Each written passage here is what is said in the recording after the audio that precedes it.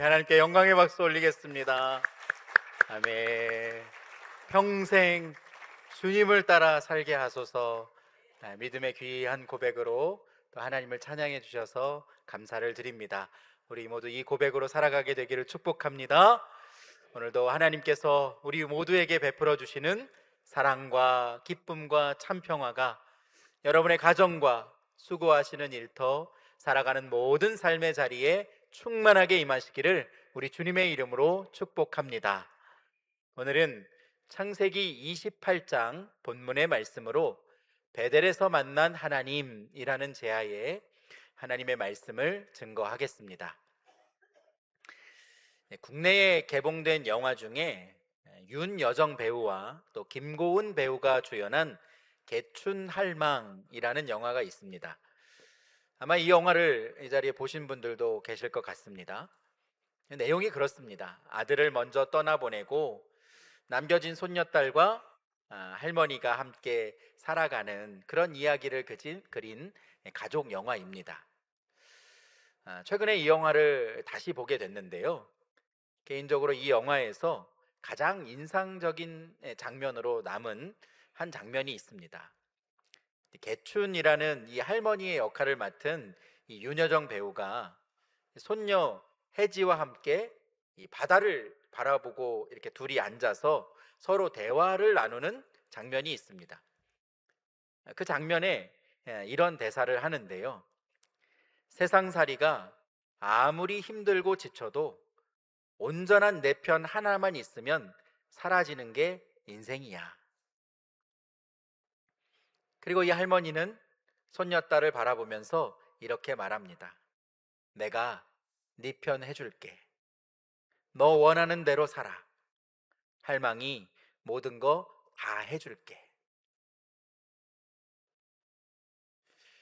여러분은 누군가에게 온전한 내 편이 되어준 적이 있습니까? 아니면 여러분에게 온전한 내 편이 있으십니까? 오늘 읽은 본문의 말씀은 아무것도 없는 그 절망의 땅 광야에서 온전한 내 편을 만나 진정한 예배자로 거듭난 야곱의 이야기가 기록되어 있습니다. 야곱은 형 에서의 뒤꿈치를 잡고 태어나서 발 뒤꿈치를 잡은 자라는 의미로 야곱이라는 이름을 갖게 됐습니다. 이 야곱과 에서는 쌍둥이로 태어났지만 둘은 정반대의 성격을 가지고 있었는데요. 에서는 장성해서 숙련된 사냥꾼으로 들에 나가서 사냥을 즐기는 사람이 되었고요. 야곱은 장막에 머물러 있는 것을 늘 좋아하는 조용한 성격을 가진 사람이 됐습니다. 이 둘은 장자의 축복을 받아들이는 그 마음 자세도 서로 크게 달랐습니다. 형에서는 장자의 명분을 대수롭지 않게 여겼고, 야곱은 어떻게든 장자의 축복을 받고 싶었습니다. 그래서 사냥에 나갔다가 돌아온 형에게 팥죽 한 그릇을 내밀면서 장자의 그 명분을 자신에게 팔아라 제안합니다. 장자의 명분을 중요하게 생각하지도 않았고, 너무나 배고픈 나머지 에서는 팥죽 한 그릇에 자신의 장자의 명분을 쉽게 바꾸어 버리고 맙니다. 세월이 지나서 아버지 이삭이 나이가 많아지고 그 눈이 어두워지자 이제 맏아들인 에서를 축복하기 위해서 불러옵니다. 그리고 너는 사냥에 나가서 내가 평소에 즐기던 별미를 만들어서 그것을 나에게 가지고 와라. 내가 그것을 먹고 너를 장자로서 축복하마라고 이 에서에게 이야기했던 것이죠. 그런데 이 이야기를 어머니 리브가가 듣고 있었습니다. 이 말을 듣고 에서가 사냥에 나가 있는 동안 자신이 음식을 만들어서 동생 야곱이 아버지의 축복을 받도록 아버지의 장막에 들여보냅니다. 결국 야곱은 아버지를 속이고 형을 대신해서 장자가 받아야 할 그 축복을 동생인 야곱이 받게 됩니다. 아무것도 모른 채 사냥을 마치고 돌아온 이 에서는 자신이 받아야 할 이 장자의 축복을 동생에게 빼앗겼다는 그 사실을 알고 마음 가운데 분노하면서 내가 이 동생을 죽이겠다고 결심합니다. 어머니였던 리브가는 이 에서의 마음을 눈치채고 야곱을 살리기 위해서 저 멀리 하란에 있는 동생 라반의 집으로 이 야곱을 떠나보냈습니다. 야곱은 아버지에게 장자의 축복을 받긴 했지만 800km가 떨어진 저 멀리 하란의 삼촌의 집으로 도망가야 하는 비참한 신세가 되고 말았던 겁니다. 이것이 바로 오늘 본문 말씀의 배경이 되는 것입니다. 오늘 본문 10절과 11절 말씀 이렇게 기록합니다.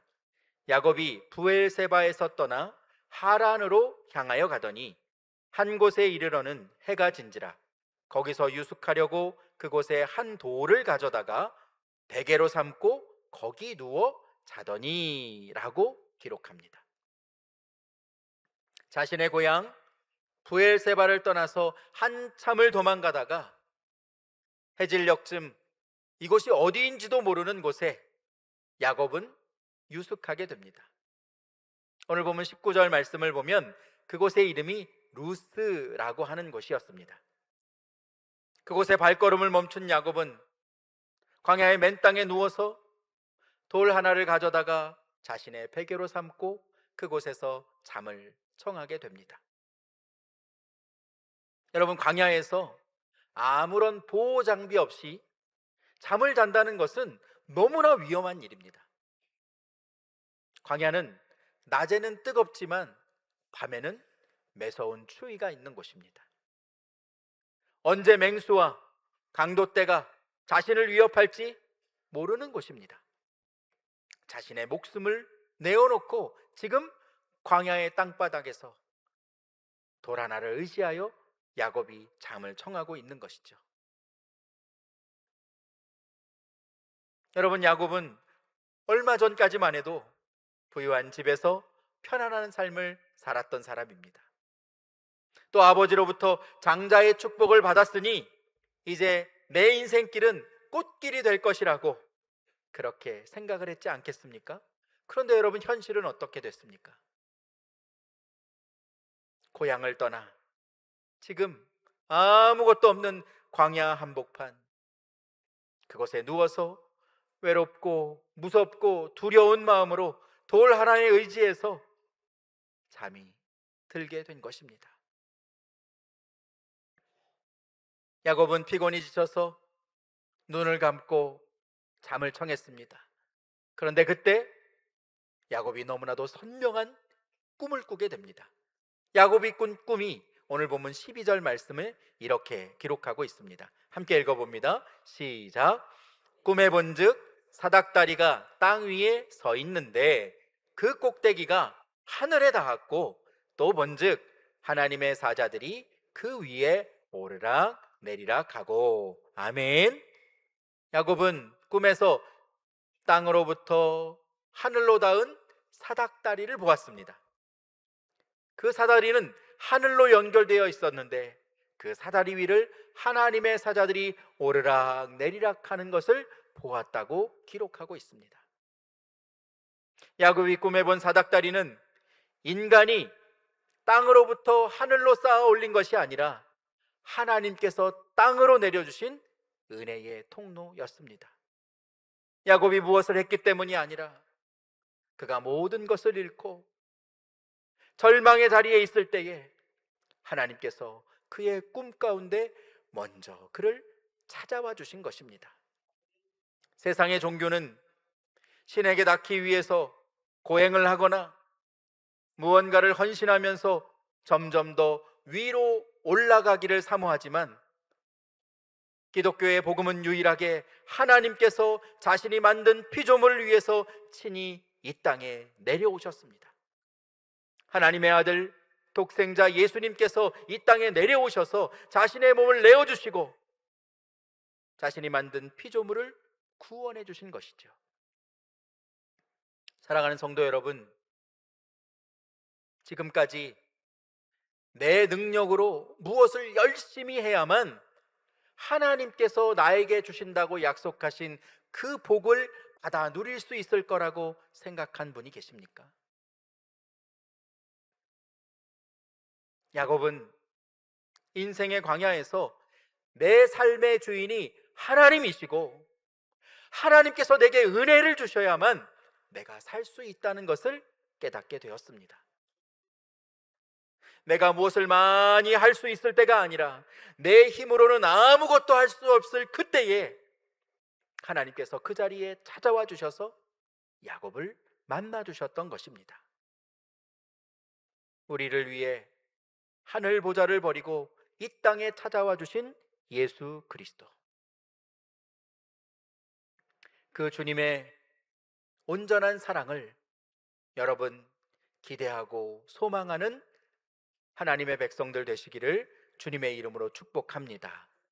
인생의 광야에서 나를 위해 십자가에 못 박혀 죽으신 그 주님을 바라볼 때에 우리 주님께서 우리를 향해 먼저 손 내밀어 주시고 우리의 손을 붙잡아 주시고 우리를 일으켜 주시고 우리를 다시 회복시켜 주시는 하나님이심을 여러분의 삶의 자리에서 온전히 경험할 수 있는 은혜가 있기를 주님의 이름으로 축복합니다.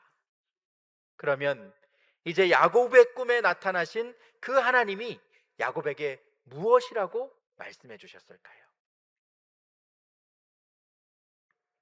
오늘 본문 13절과 14절 말씀은 이렇게 기록합니다. 또 본즉 여호와께서 그 위에 서서 이르시되 나는 여호와니 너의 조부 아브라함의 하나님이요 이삭의 하나님이라.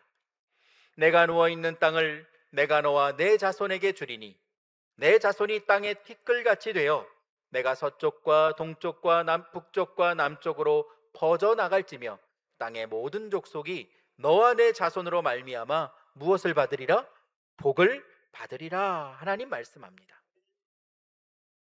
여호와께서 지금 서서 이르시되 나는 여호와니 너의 조부 아브라함의 하나님이요 너의 아버지 이삭의 하나님이다 라고 하나님께서 야곱에게 말씀하고 있습니다. 여러분, 왜 하나님께서 야곱에게 나는 너의 할아버지 너의 아버지의 하나님이라고 말씀하셨을까요?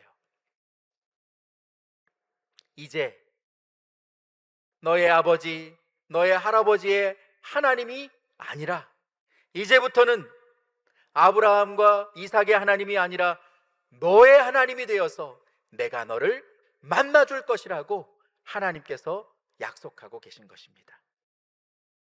하나님은 야곱의 행위나 그가 갖춘 어떤 자격이 아니라 그의 조상들과 맺은 신실한 언약으로 말미암아 야곱에게 찾아오셔서 나는 너의 하나님이라고 선언해 주셨던 것입니다. 그리고 하나님은 창세기 12장에서 아브라함에게 약속하셨던 그 복을 야곱에게도 통일하게 약속하고 있습니다. 내가 누워있는 이 땅 이곳을 너와 내 자손에게 주리라. 내 자손이 땅의 티끌같이 많아질 것이요 그들이 동서남북으로 뻗어나갈 것이며 그들로 하여금 땅의 모든 족속이 복을 받게 될 것이라고 하나님은 야곱에게 약속해 주시는 것입니다. 사랑하는 성도 여러분, 하나님께서 야곱에게 약속하신 이 복이 여러분의 가정과 우리 교회에 충만하게 임하게 되기를 우리 주님의 이름으로 축복합니다. 여러분의 자손과 사랑하는 우리의 다음 세대들이 하나님의 복을 받아 누리게 될 뿐만 아니라 그들이 축복의 셈이 되어서 다른 사람에게 하나님이 주신 그 복을 흘려보내는 복의 통로로 살아갈 수 있게 되기를 우리 주님의 이름으로 축원합니다. 하나님께서 야곱에게 아브라함과 이삭에 주셨던 복을 약속하셨는데 이와 더불어서 야곱에게만 주시는 특별한 복이 야곱에게 있음을 선포해 주셨습니다. 그 복이 바로 오늘 본문 15절 말씀, 요절 말씀입니다. 우리 15절 말씀 함께 읽어봅니다. 시작.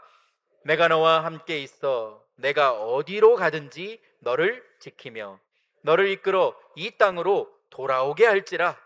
내가 내게 허락한 것을 다 이루기까지 너를 떠나지 아니하리라 하신지라. 아멘. 사랑하는 여러분, 하나님께서 이 약속의 말씀을 여러분에게도 동일하게 주시는 줄로 믿습니다. 광야 한복판에서 비참한 신세가 되어서, 도망자의 신세가 되어서 외로운 마음, 두려운 마음으로 눈물을 흘리고 있는 이 야곱에게 찾아와 주셔서 하나님은 말씀합니다. 내가 너와 함께 있겠다.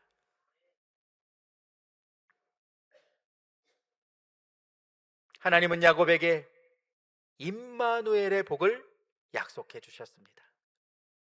하나님이 내 삶의 자리에 나와 함께 하신다. 온 세상을 만드신 하나님께서 지금 내 삶의 자리에 찾아와 주셔서 나와 함께 해주시고 나를 지켜주시는 은혜를 약속해 주고 있는 것입니다. 사랑하는 여러분, 야곱에게 주신 이 복이 우리에게도 있는 줄로 믿습니다. 우리가 예수 그리스도를 나의 구주로 고백할 때 우리의 마음 가운데 하나님의 영이 임하셔서 살아계신 하나님이 우리와 함께 해주시고 임마누엘 하심을 믿음으로 선포하는 여러분 되시기를 축복합니다.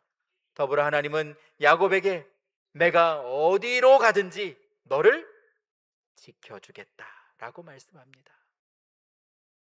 지금 고향을 떠나서 저 멀리 하나님으로 가고 있는 그 길에 내가 누구를 만나든지 무엇을 하든지 여호와 하나님이 너를 지켜주겠다 말씀하는 것입니다.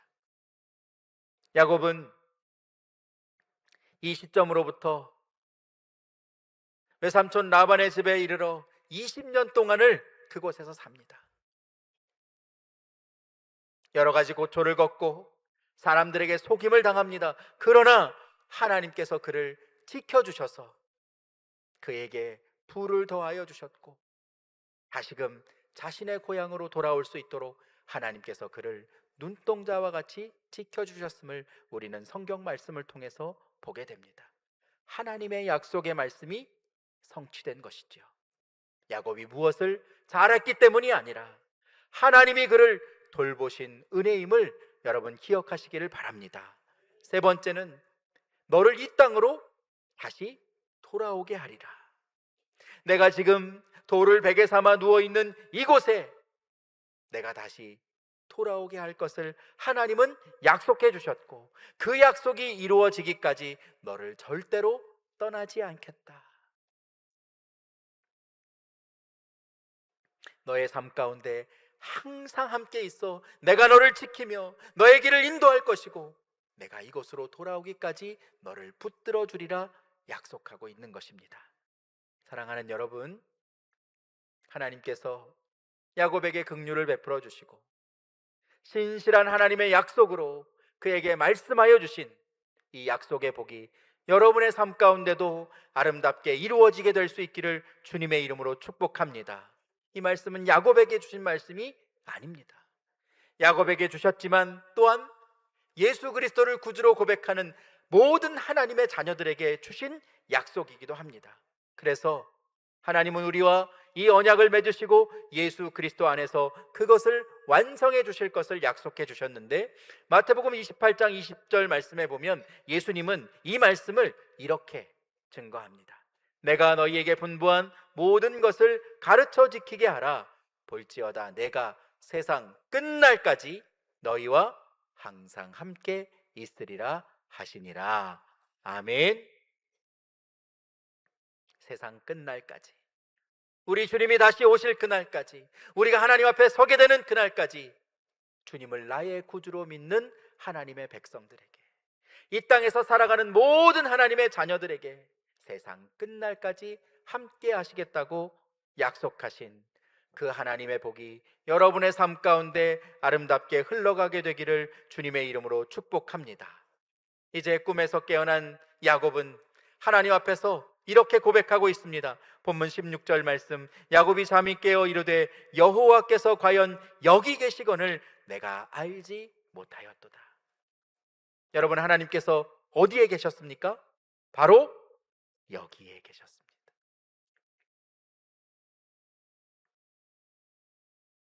하나님은 저 멀리 하늘에 계신 분이 아니라, 하나님은 내가 고향 브엘세바에 있을 때 내 아버지의 집에 계신 분이 아니라 지금 내가 있는 이곳에 나와 함께 하시는 하나님이심을 야곱이 깨닫고 고백하게 되었던 겁니다. 여러분, 야곱이 이 고백을 하는 이 순간이 바로 그의 인생이 바뀌기 시작한 순간입니다. 여러분, 야곱은 돌베개를 베고 잠들기 전까지만 해도 그의 마음이 두려웠습니다. 외로웠습니다. 무서웠습니다. 그러나 이제는 잠이 깨어 그의 마음이 담대해졌습니다. 왜 그랬을까요? 하나님이 지금 나와 함께 계심을 내가 깨닫게 되었기 때문에.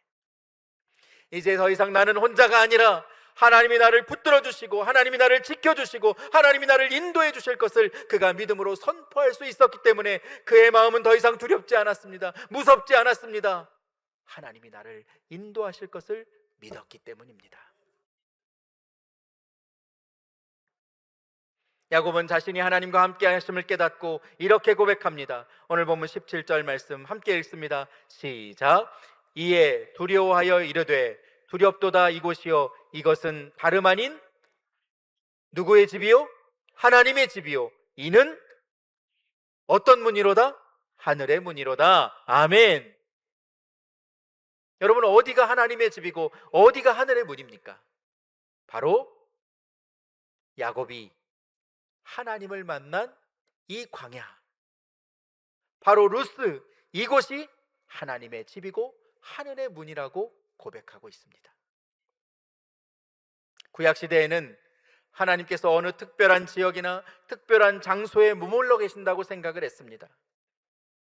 그래서 야곱은 자신이 고향을 떠나왔을 때, 브엘세바를 떠나왔을 때 내가 하나님을 떠나게 되었구나, 더 이상 하나님이 나와 함께 하시지 않는구나, 나는 이 광야에 버려졌구나, 그렇게 생각을 했던 것입니다. 그러나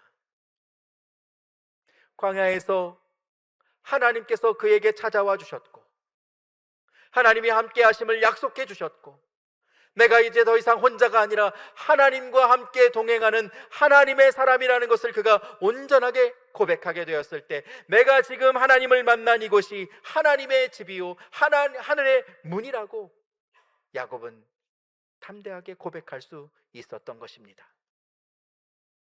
오늘 본문에 두려워하여라고 번역된 히브리어 야레라는 단어는 경외하다, 존경하다라는 뜻입니다.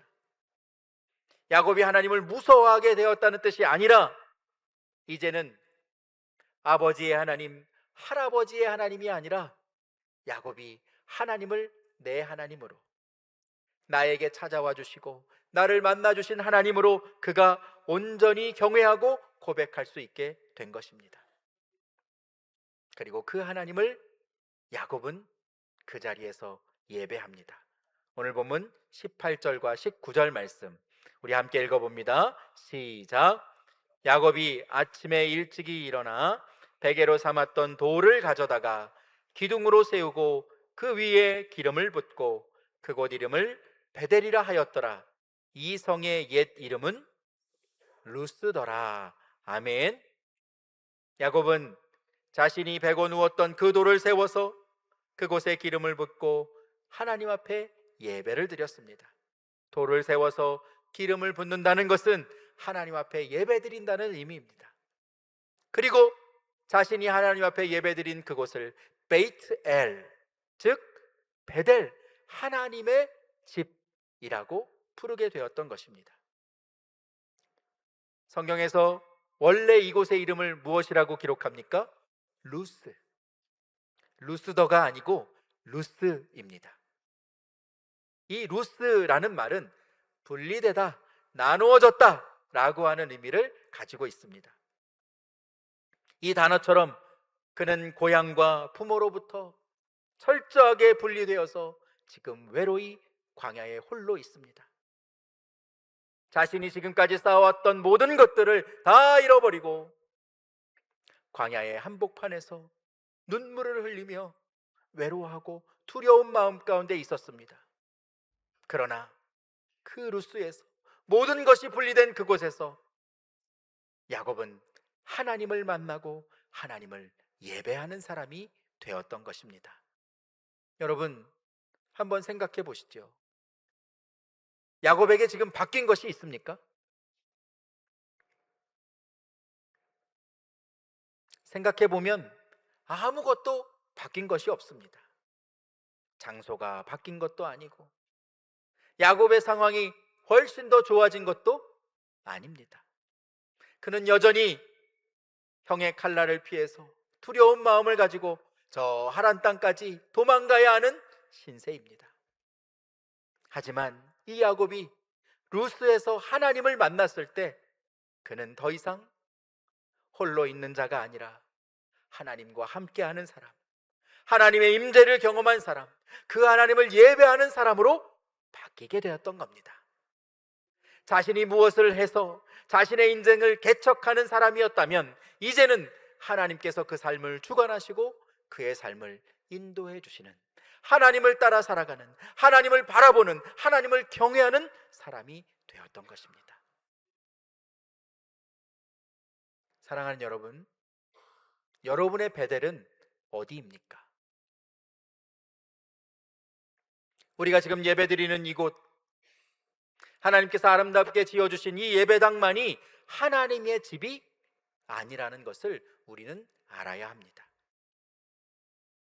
예수님께서 십자가에 못 박혀 죽으시고 부활하신 후에 우리에게 하나님의 영이신 성령을 보내주셨습니다.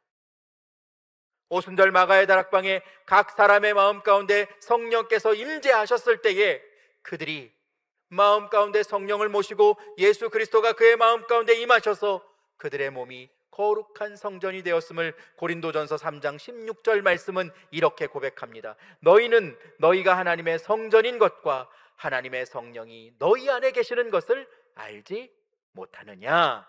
아멘. 여러분, 무엇이 성전입니까? 바로 우리가 성전입니다. 하나님의 영이 임하신 곳, 예수 그리스도가 함께 하시는 곳, 그것이 바로 하나님을 예배하는 곳이요, 하나님이 기뻐하시는 거룩한 성전이 되는 것이죠.